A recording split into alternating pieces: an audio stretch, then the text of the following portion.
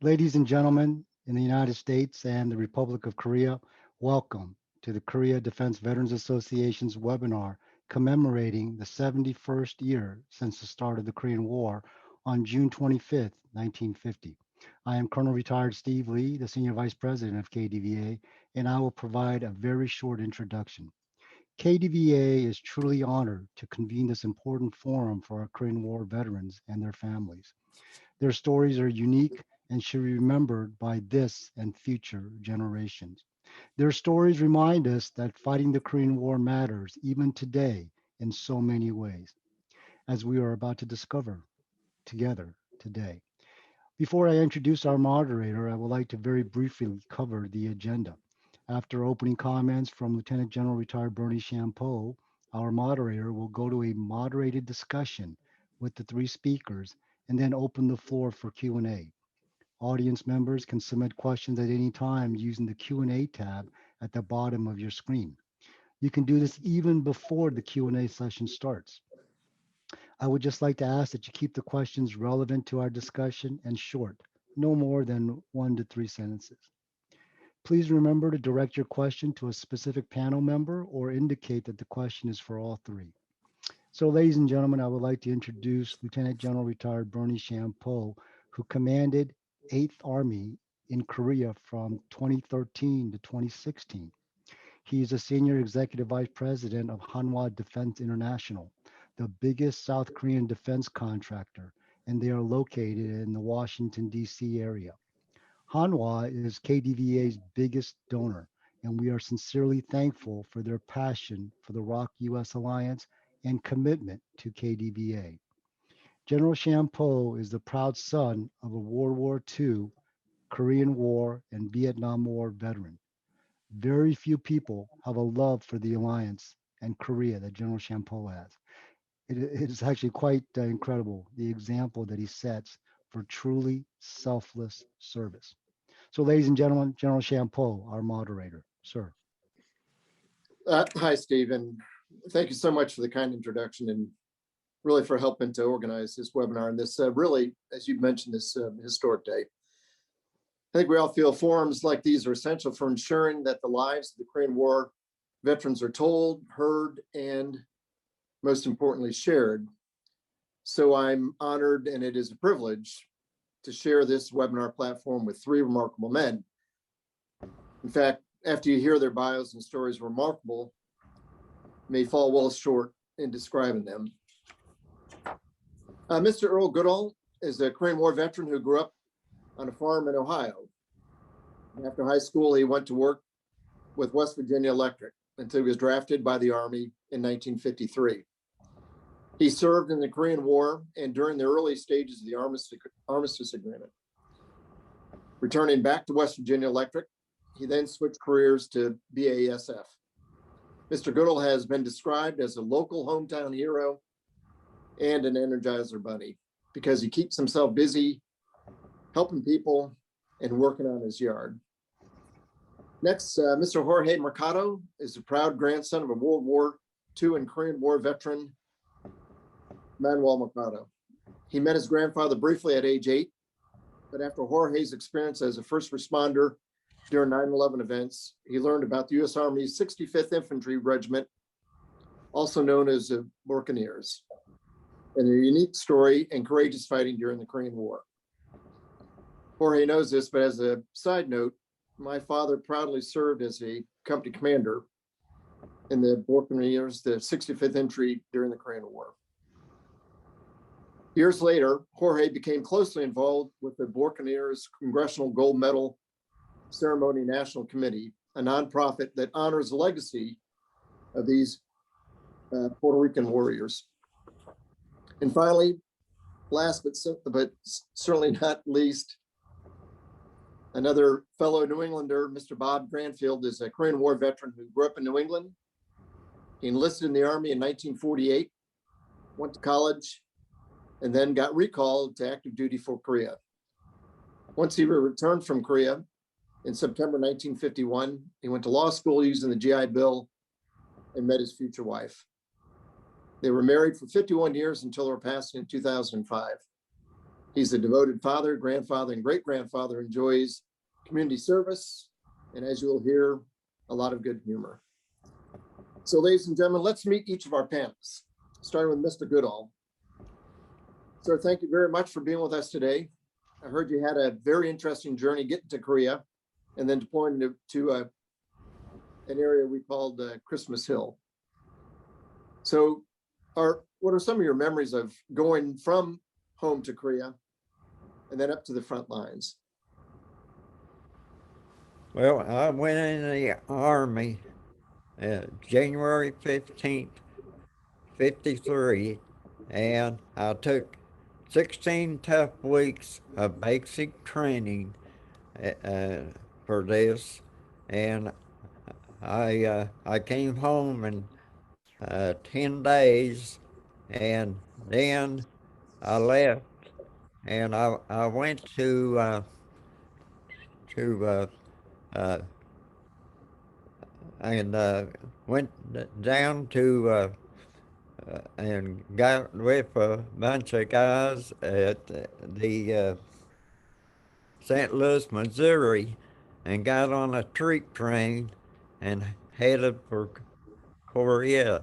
And but we got to California. It took us a while to get there, and we after getting there and all, we got on the U.S. Marine Adder and headed for Korea. And we got there July the 3rd, 1953. I did not think about uh, the wartime then, but found out that the division that I took basic with were on the front lines. And so that was tough. So they on July the 13th, they we had to go to the front lines because they lost a lot of men. So when we got up the front lines, we had to be pulled up by a rope, and it was a tough situation getting up there. But we made it up there okay. And then after getting up there, uh, I didn't think, but after taking basic, you learn things. And a round came in from the enemy. I ducked and hit the ground, and it's a good thing I did because it took the sandbags right over top of my head, and things like that. Earl, thank you for those insights. My experience is the intensity of the combat during the Korean War and the demanding terrain and weather, the environment that you had to operate and fight in, isn't well understood until you've actually been there. And so thanks for those insights. I think we also, my generation and the younger generations, fail to realize how long it really took to get there. Literally train, boats, trucks, sometimes helicopters to get that great distance, that 13 hours away from here by today's travel. So thank you for that. Jorge, you wrote a very insightful article for the KDVA Journal. And I really appreciated and identified with your passion, wanting to find out more about your grandfather, who was a Korean War veteran. What was it like to find out that he fought in the Korean War, and how did that change your perception of him? Sure. Before I commence, I would like to send our thoughts and prayers to the victims' families and first responders dealing with the building collapse at Surfside, Florida. I would like to also thank KDVA for this opportunity. It's an honor to everyone on the panel. Thank you, everyone, for your military service. And thank you for asking such an important question. Sometimes there are countless of untold stories lost to time. And for some reason, they find a way to unearth themselves. This is my story with my grandfather's military service. And Before I go really deep into answering your question, allow me just to share a brief history so you could get everything, connect all the dots. In 2007, Naomi Figueroa Sulet released her documentary film about the board engineers during the Korean War. And this ushered in a new revival of great interest within the Puerto Rican community, with much pride and respect towards his regiment, including myself, not knowing at the time that my grandfather was a board engineer. Since then, this regiment has been awarded a Congressional Gold Medal. Many organizations have been created in their honor, and they now have a national holiday, April 13th, as a reminder of their service and sacrifices that embodies the fundamental ideals of responsibility and dedication found within the American experience of military history, especially at a time when their presence was needed in South Korea. And like many units, many of these men lost their life and all returned never the same. Therefore, when I learned my grandfather fought in World War II at Luzon in the Philippines, was a board engineer, who after being wounded in battle, volunteered to go back to Korea, served in 8 Korean War campaigns. I'll be very honest with you, it was a bit emotional. Not only because of having an immense amount of pride, but because it afforded me a new psychoanalytical approach that set me on a path to understanding how many service members, as those in the panel, were greatly affected, and how sometimes in some cases, these service members and the family lack the knowledge related to the various characteristics of traumatic experiences, and how this sometimes could affect the health of a family unit with dysfunction. In addition, we must also take into account the possibility of transmitted intergenerational PTSD.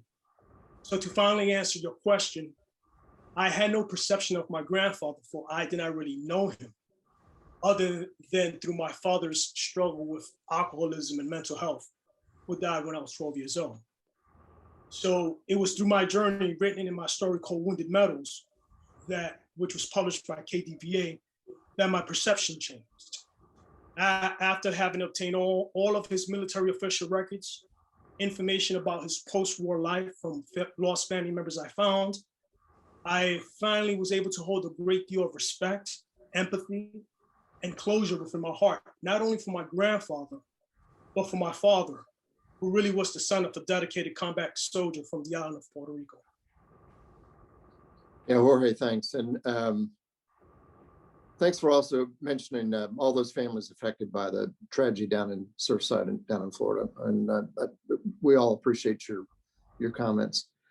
Yeah, you know, the 65th Infantry, the Buccaneers, are an important part of the Puerto Rican history that oftentimes gets overlooked. You know, my father is very proud of his service there.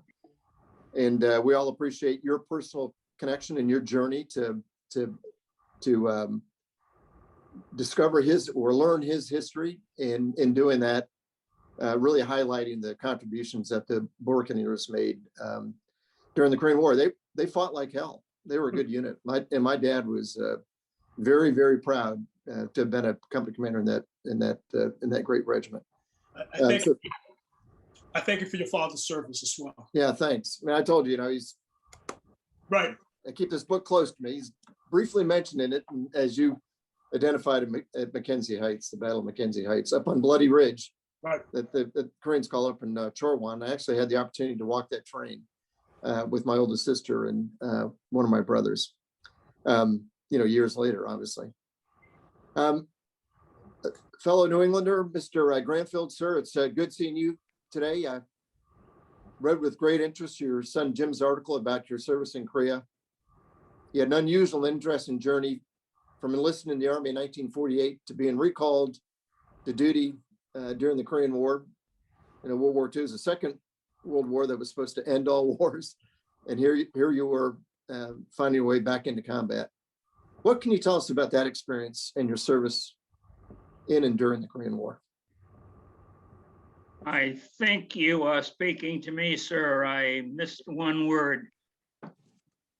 I was rudely surprised when I was recalled because I took advantage of the 1948 Selective Service Act, which specifically provided that you could enlist for 1 year and fulfill your military obligation.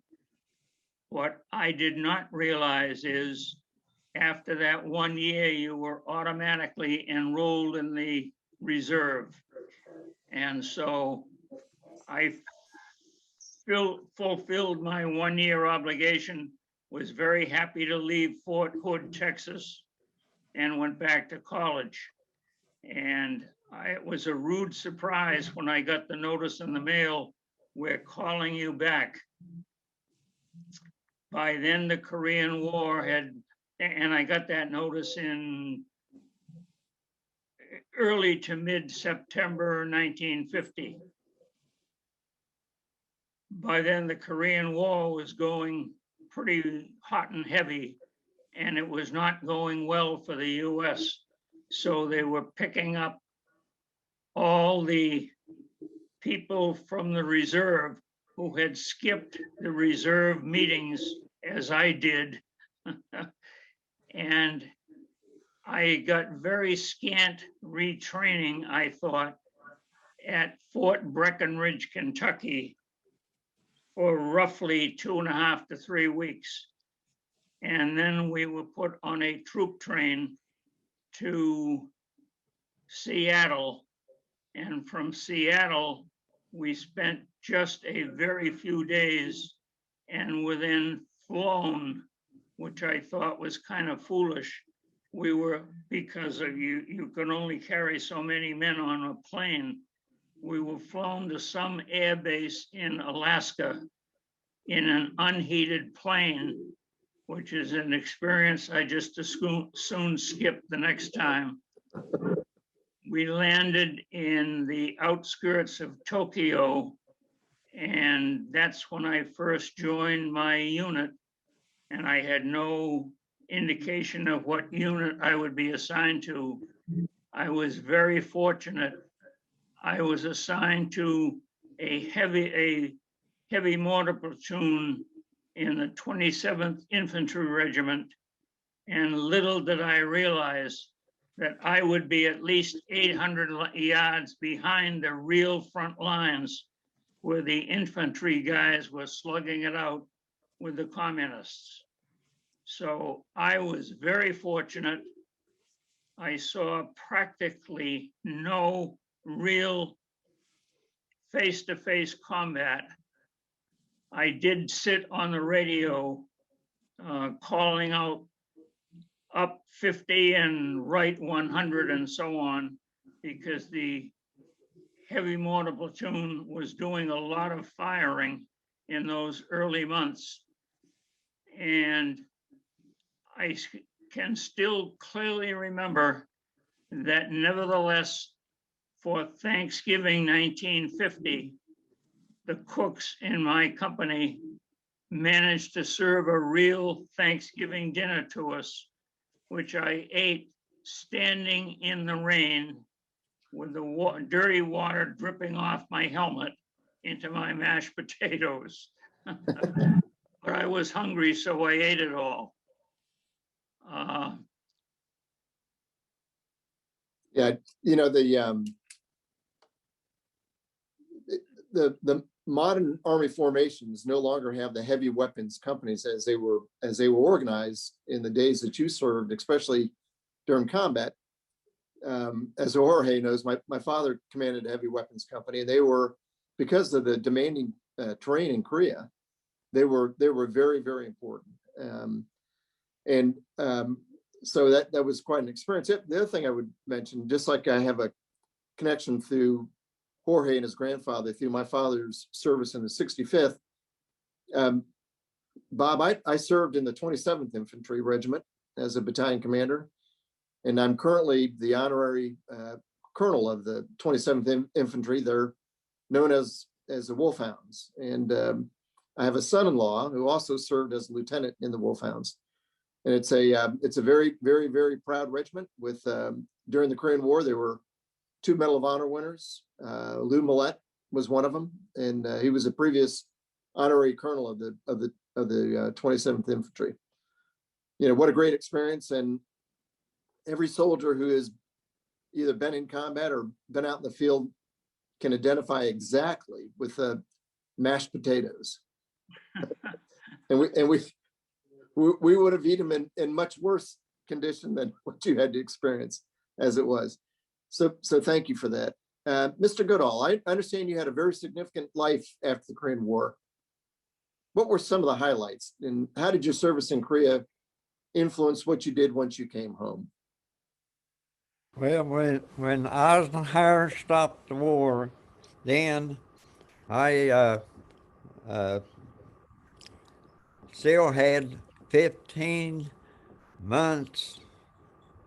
I was still in Korea, and being in the Korean War, I got out of service October the 29th, 54 on Korean points. And when I came home, I went to my dad's house and visited, and we had a great time. And then January the 15th, I 1955 was the end of my 2 years, and the mailman came and left a package, and it had Willard Goodall on it, and my granddad thought it was for him, and he started to open it up, and found out it wasn't for him, it was me, because I was named after him, and everything. So I opened up, and it was this beautiful plaque that I got, and it was beautiful, and I didn't expect it and everything for being in the wartime and all. So that really pleased me real well. So I went back to work at the electric company, and I stayed there 18 years, and then after that, I worked a factory for 28 years and retired on April the 30th, 1996. So that's what happened there. Yeah, there's a saying that I think you're probably familiar with, that most soldiers, airmen, Marines, sailors, and Coast Guardmen and women who spend time away from home, that the absence makes the heart grow fonder, and the delight of reconnecting with family and loved ones after that kind of arduous separation, I'm sure was absolutely delightful. And I'm pleased to hear that you brought that same kind of energy that you had in combat back to the rest of your life's pursuits, and stuck with those jobs, and were a leader in the community, both by your presence and by your actions. Jorge, I read about the incredible connection that you made with your grandfather's old unit while researching about your grandfather. Tell us a little bit more about this. You briefly mentioned it in your opening dialogue, but tell us a little more, please. Sure. But listen, just on your last statement, my grandfather served with the 7th and the Wolfhounds as well during the Korean War. Wow. So for the past 2 years, I've been the lead historical researcher for the Borinqueños Congressional Gold Medal Ceremony National Committee. They are led by Samuel Rodriguez and Albi Albertorio, who's the son of a Borinqueño himself. Basically, what I do is I do weekly postings to preserve the legacy of this unit and also to educate the nation. The mission of this nonprofit organization is to pay tribute, right? Educate the nation, preserve the legacy, So my 18-year-old daughter, who's just turned 18, is about to go to college, has been helping him for the past 2 years. So on a personal note, I have PTSD linked to 9/11, and it's officially diagnosed. So in moments of darkness and dealing with the struggles and the trajectories of PTSD, my research has become a form of therapy. And in a way, these men have become not only my heroes, but my saviors in regards to mental health related to that dark day that still sits vivid in the memories of many. So pretty much that's how I've developed a close relationship with this unit. It's just more than a historical fact. It's very, very personal, emotional, and I would even say spiritual. Yeah, thank you for that. And yeah, thank you for allowing your daughter to carry it forward and to be part of that and to understand who you are and who you came from. Right. Like I said, the 65th, because it is in Puerto Rico, Right. isn't as well known as it should be, and that's why that book that Colonel Villamosa wrote and Right. the other books, and your ability to carry that willingness, really, to carry that history forward, both through an oral tradition and written tradition and video, is, I think, really important to all of us, and obviously to the Puerto Ricans. Sir, may I interject a couple of personal comments? Absolutely. Mr. Goodall, I think you come from West Virginia, you said. In general, it was my experience that guys from the southern states were the best soldiers. They more and more than the kids from like me, from the Northeast. From the southern states and the rural areas, they were more used to a hardy lifestyle and living in the cold and the mud. They adapted far more quickly than we young fellows from the North. And my second comment is to Mr. Mercado. I distinctly remember the 25th, or was it the 15th, Puerto Rican Regiment was right beside our regiment. And I remember serving with some of them. I just thought I would mention that. Yeah, Jorge, any comments? Thank you. Yes, they were part of the 3rd Division. Yes. So you guys fought side by side. As a matter of fact, my grandfather served with the 7th as well. It's an honor, right? What happened was there was a time that the more experienced, seasoned veterans from 65th that landed in 1950, there was a point when they were starting to get spread through other units. It's part of it's part of a dark history, but it's not really dark. It's a complex history with politics and policies, which could be another discussion. But my grandfather was shipped over to the 7th and the 27th. Yeah, so the 3rd was up in what they call the Iron Triangle, really important corridor that both the North Koreans and the Chinese used.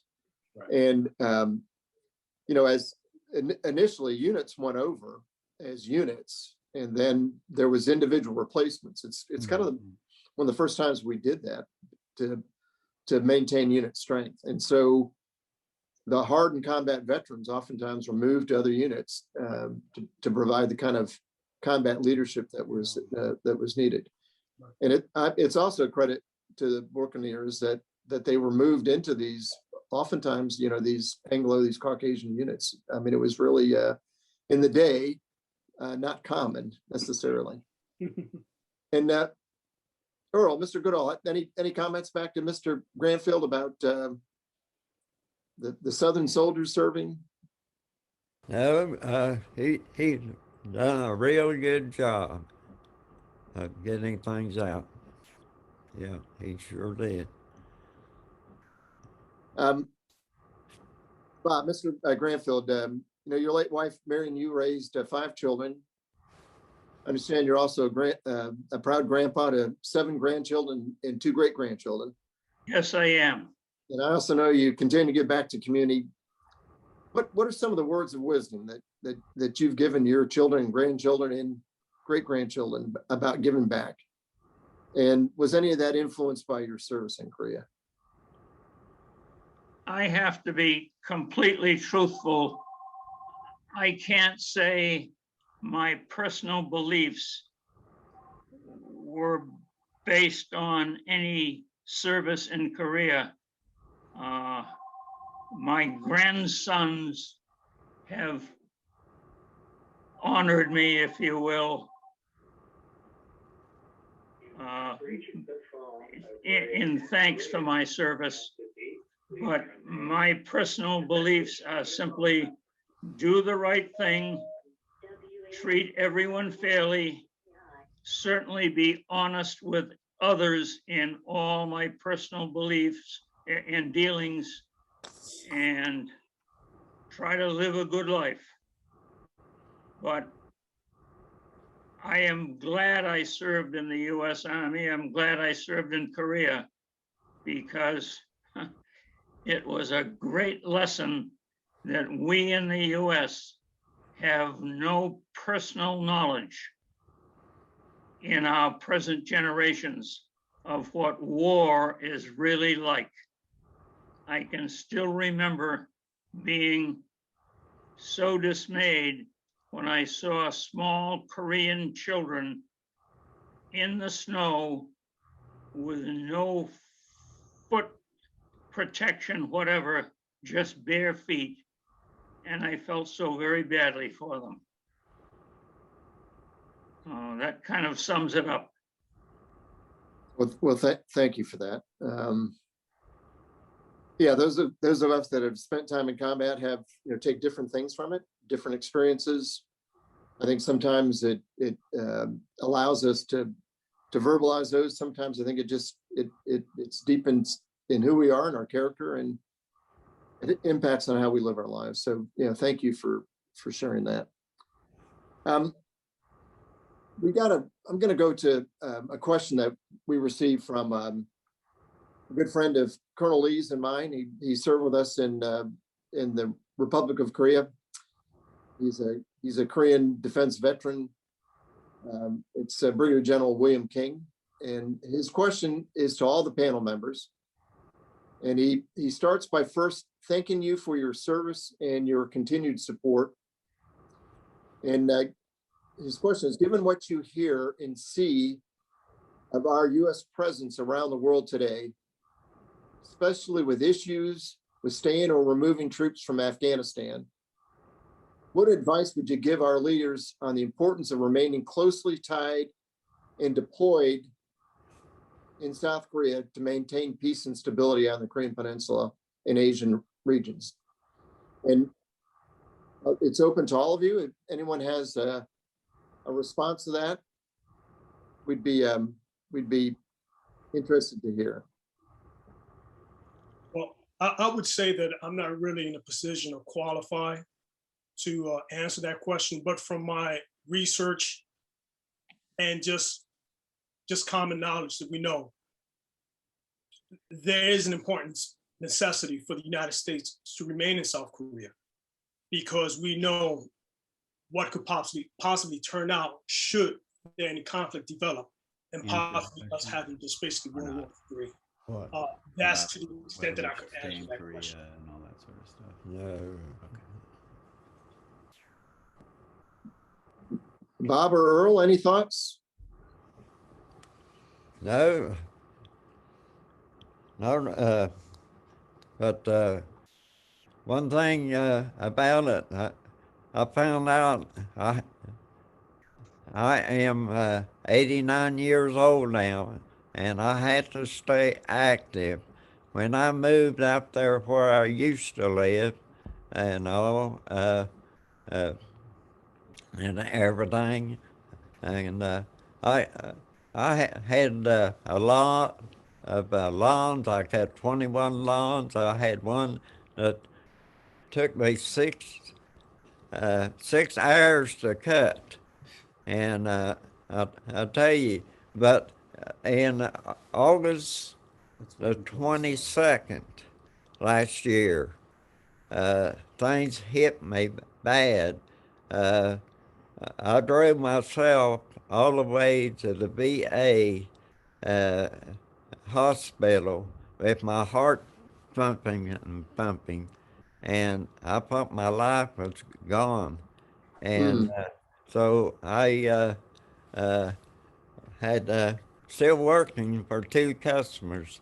So at age 89, I had to give that up and everything.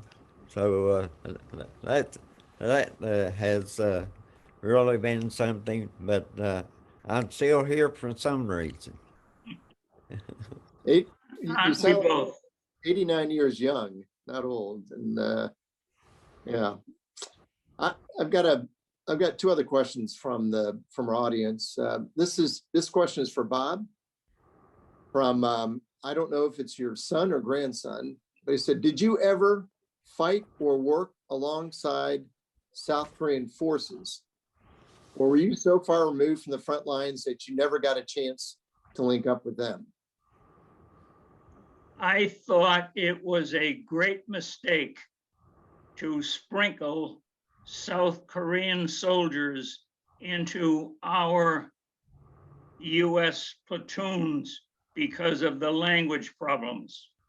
And the Army did that very heavily in the early years of the Korean War. The language issue was a great burden for each side. I remember clearly that when we set a password for the night, you know, when you wanted to challenge somebody, we tried to use something with the letter R in it, like Red Rider. And if you issued a challenge and you got the answer, well, you didn't know whether somebody was saying Red Rider or whether it was a North Korean doing his best to imitate the password for the night.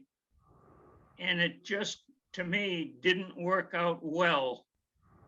In the very early years of the Korean War, the South Korean regiments, South Korean Army units could not be depended on, and they would give way very easily under assault from the North Koreans and then later the Chinese. And it created a real problem for the higher ups in the US Army. Can we depend on this particular South Korean unit standing its ground and holding the ground? And it took several years before the South Korean Army turned into a really effective fighting unit. Well, a couple thoughts. First, the program that you were talking about still resides inside the alliance, and it's called the KDVA program, the Korean augmentation to the United States Army. And as we talked about before, the U.S. Army was challenged to get replacements into the frontline units quick enough. It was both the tyranny of time and having to deal with a war without fully mobilizing the U.S. military.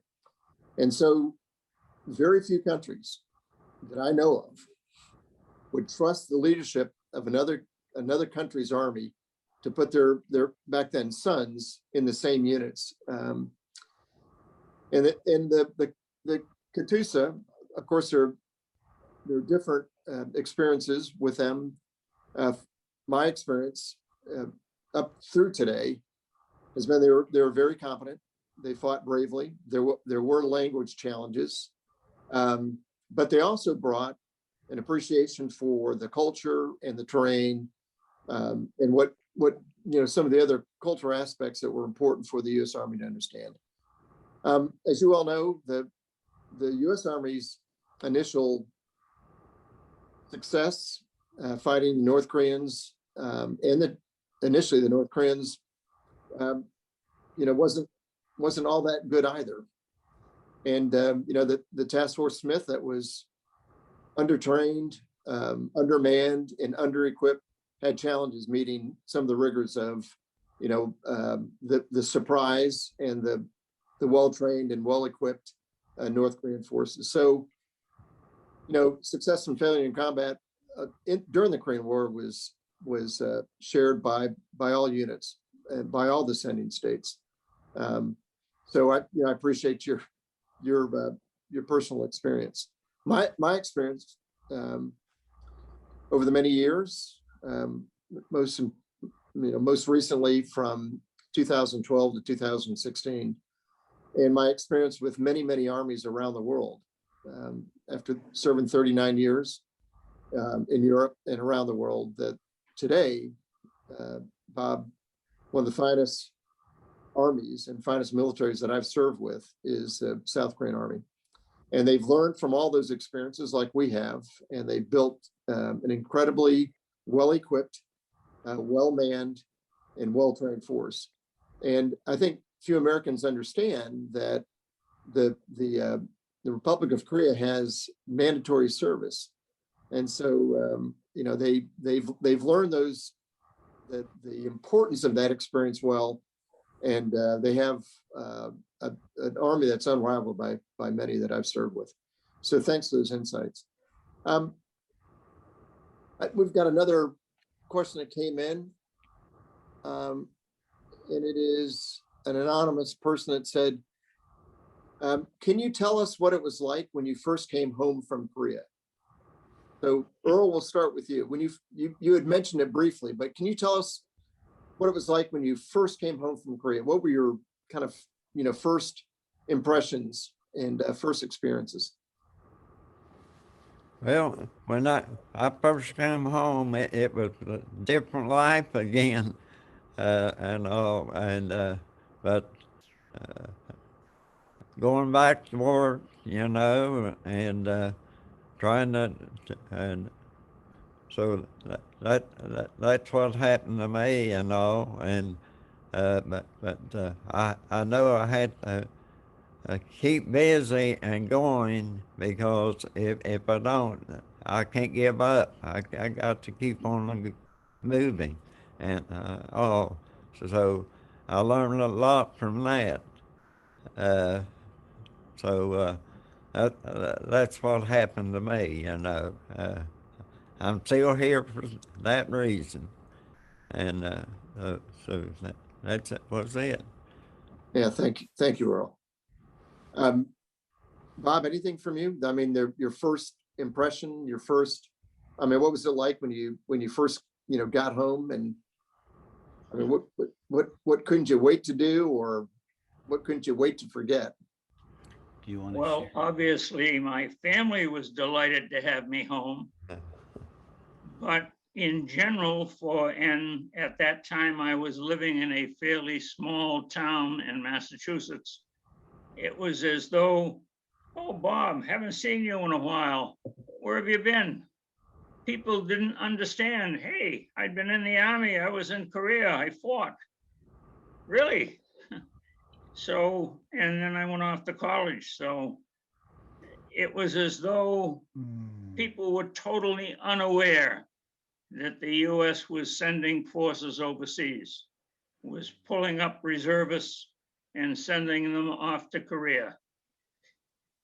Yeah, that's a great point. It was called and still referred to as the Forgotten War.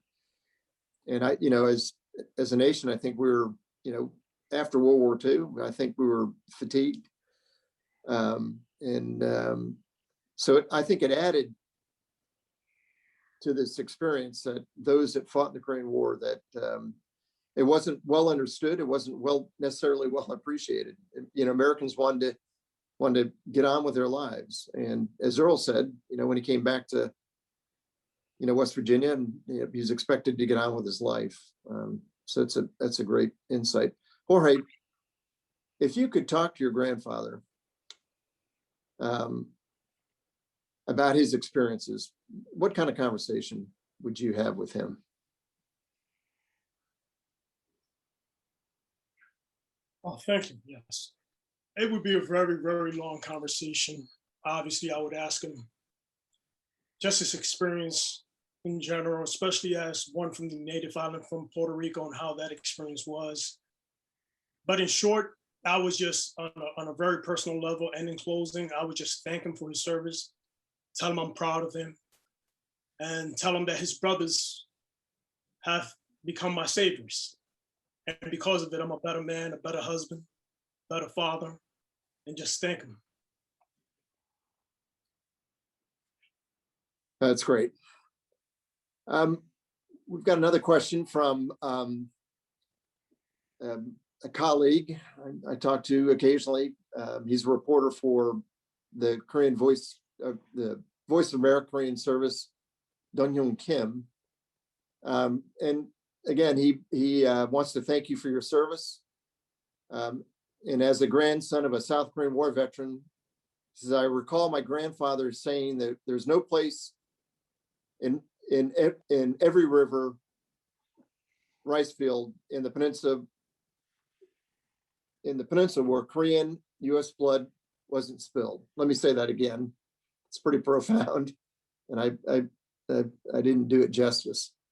He said there is no place in every river, in every valley river or rice field in the peninsula where Korean and U.S. blood wasn't spilled.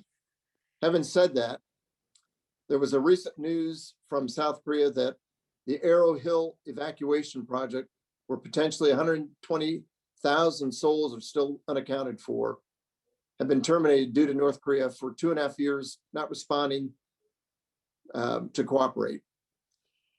In other words, the ability to recover the remains of those missing in action and those killed in action. I was wondering, this is his question, I was wondering if you could share your thoughts why accounting for all the killed in action and missing in action in the Korean War has a very significant meaning. And Jorge, let's start with you.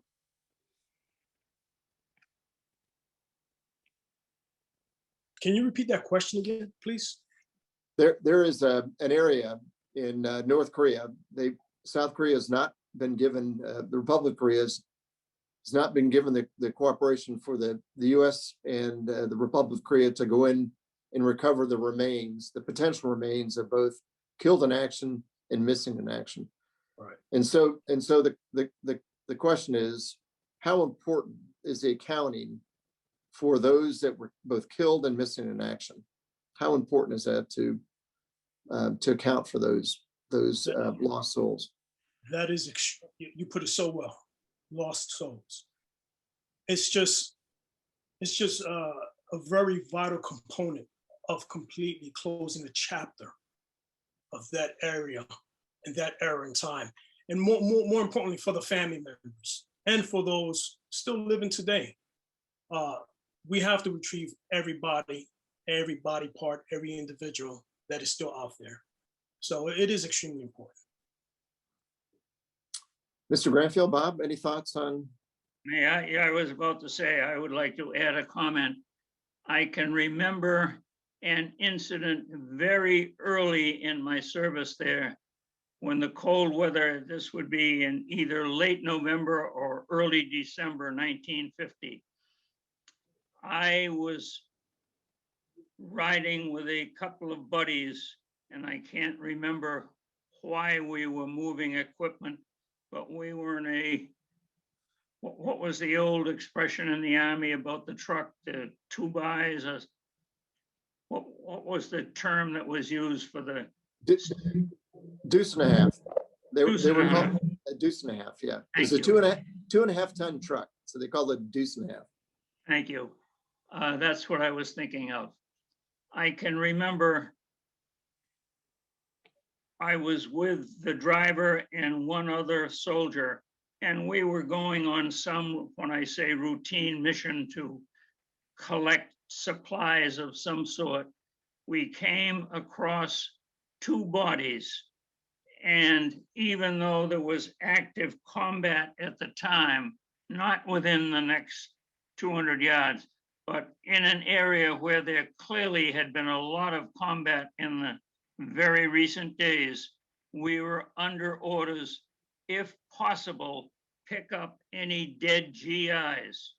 So we stopped, and there were two men there.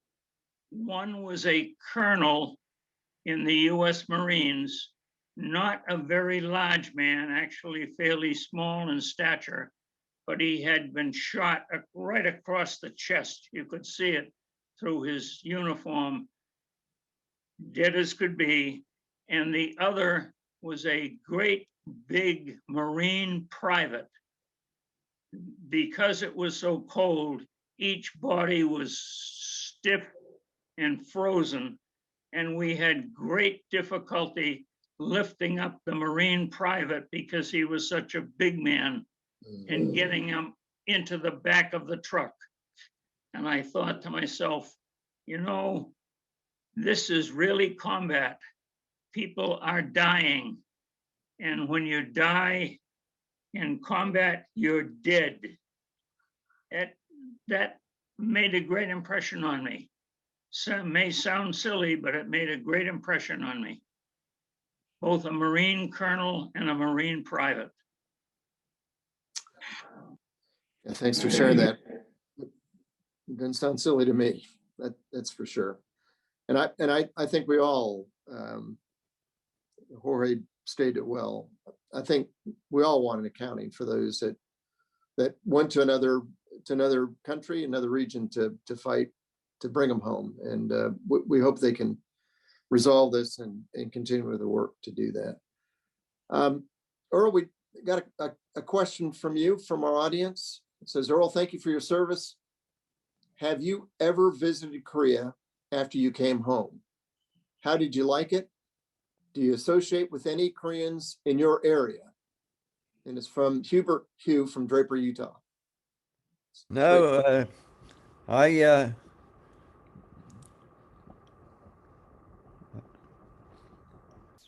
I haven't been back over to Korea, but there's a lot of the things that took place over there that, you know, that it's, and like when we had that sea ration food, and corned beef hash wasn't my style and all, and to eat, and the how everybody over there, well, we had stuck over there, and so I couldn't come home until my time was up and everything. But it was quite a big difference. It got 45 below zero, but at my time it wasn't quite that 45, but it was cold enough, and you know, and it was a lot different. Getting back home, I was really glad to get back home, you know. Yes, indeed. Bob, have you had a chance to go back? No, I have not. And to be perfectly honest, I have no desire to go back. But speaking about the cold, Earl, do you remember that in the very early months, we did not have sleeping bags? Right. The Army issued 4 blankets to each GI. And you would ordinarily think to yourself, gee, 4 blankets, no matter how cold the night is, have 4 blankets, you can keep yourself warm. Well, you really can't. With frozen ground, do you put 2 blankets under you and 2 on top? Or do you put 1 and then 3 on top?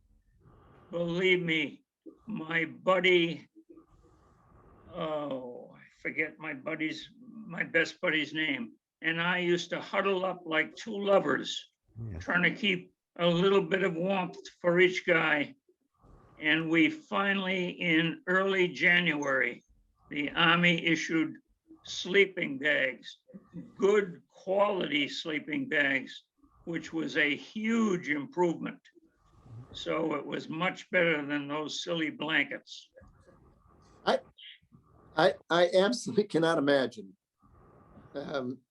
having endured a few winters in Korea myself, how you ever survive with just 4 blankets. To me, that's absolutely amazing. It speaks more of of your Constitution, the Constitution of the American South Korean and fighting man. You know, I'm sorry you don't want to go back, Bob. You know, the Republic of Korea, their equivalent of our Veterans Affairs, it's called the Ministry of Patriots and Veterans Affairs, which I think is a fantastic title for a VA, you know, Patriots and Veterans Affairs.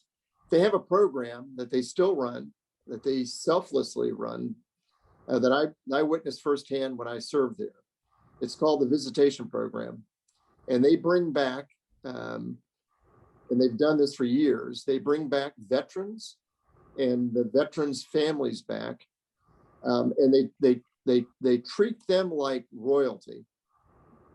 And my experience is they do it for a couple different reasons. One is to demonstrate their appreciation, their gratitude for the service and sacrifice that the sending states, primarily let's be honest, the U.S. Did. So they want to express their gratitude. They also want to demonstrate firsthand the pride for what they've done with the opportunity that you and Earl and other veterans who spilt blood and gave their lives, what they've turned that country into. And you know, we call it the miracle on the Han. It is remarkable. It's the 10th largest economy in the world, and they didn't squander any of it.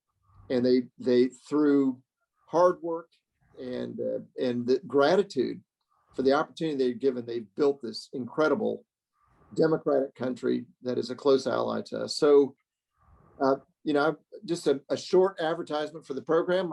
It still exists. You get to go with members of your family, and you're treated not only with total respect, but first class. All the accommodations, everything you see just demonstrates their appreciation and the beauty of this country. I mean, it's remarkable. It's having lived there nearly 5 years, late in my career, and after I left the U.S. Army, Seoul and Public Korea Seoul's beautiful. So please reconsider it. And if you'd like information on how you or your family might be available to go through this visitation program, we can facilitate that at KDVA, and you can get a hold of Colonel Lee or his staff, and we can facilitate that. Sir, may I respond? Absolutely. This is a dialogue. It's not that I have a dislike of South Korea. I think the South Korean people and government have done an amazing job of building a country from where it was in 1950. I tip my hat to South Korea on that point. And they are living in a dangerous part of the world with their North Korean neighbors. And in spite of being surrounded really by possible threats, South Korea has done an amazing job of building a stable democracy. And I tip my hat to them for so doing. Indeed, I tip my hat because within the 3 years after I had long since left South Korea and the war in South Korea, the South Korean army had turned into, from all reports, a very effective fighting unit. But one silly question I will now ask. I have always regarded the U.S. Army as an amazingly efficient organization. So why couldn't we get dry socks when we needed them? Right. You know, we had ammunition and fuel and food, but no dry socks. Bob, that was spoken like a true soldier. And you'll be disappointed to find out that even today, soldiers never have enough dry socks. I can believe that. you can only carry so much, and True. that transcends all generations of soldiers and warriors. I'm sure that's true. There are a lot of important things to have out there. Mail, chow, all those things, but dry socks, that's right at the top of the list. Always, still is. Thanks for sharing that. Jorge, have you had the opportunity to go to the Republic of Korea, to visit South Korea? No, I haven't. Well, I would encourage you to. It's just, the pandemic has caused travel to be a little more complicated than it needs to be. But when there's an opportunity, I wish all of you, all three of you would, and your families would avail yourself of it. It's a beautiful country.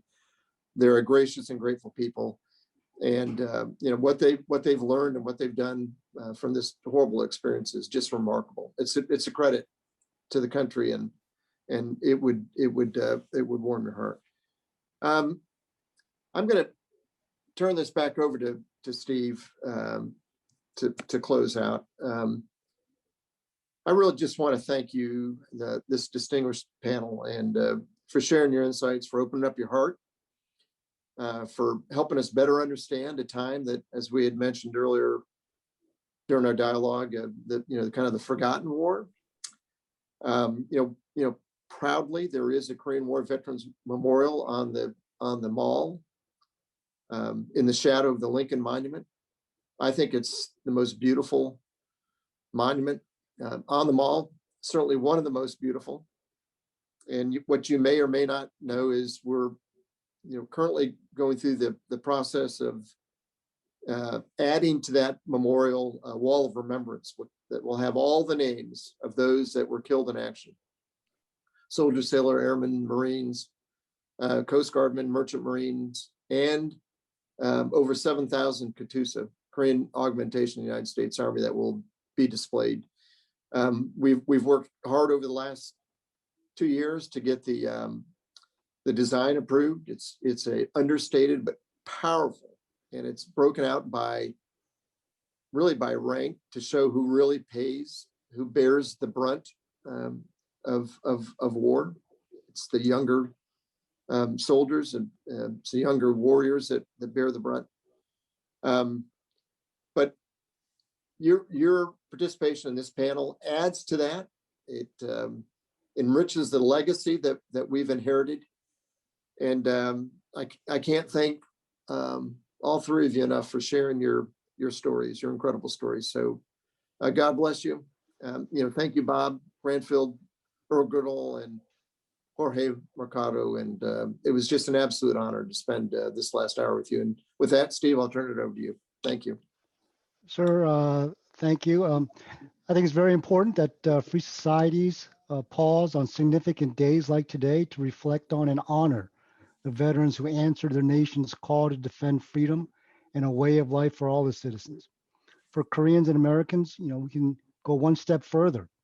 We can go one step further because we fought together against the common enemy, and the actions of the brave men and women in uniform saved South Korea and a vital U.S. ally that has risen to become a world leader in so many areas. Ladies and gentlemen, I'd just like to give you a quick update of upcoming events.